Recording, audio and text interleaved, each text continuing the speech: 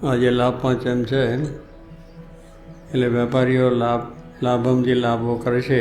આજે સોદા પંથ છે, લે વેચના બધા સોદા થાય ને ત્યારે લાભ પાંચમ દાડે જે કંઈ થાય એ લાભ જ થાય. પાંચમનું મુહૂર્ત બધા હોય છે કે દિવાળી બધું ઉત્સવ ઉજવી લે, પછી પાંચમથી શરૂઆત બધી થાય. અને મોટો લાભ આ દુનિયામાં જો હોય તો સત્સંગ મળ્યો એવા પુરુષ મળે અને ભગવાન આપણને ઓળખાના, એ મોટો લાભ છે. ત્યારે એ લાભ જે મળ્યો છે એટલે છેલ્લો જન્મ, જે ફરીથી પાછું આ દુનિયામાં આવવું પડે નહીં એવો લાભ.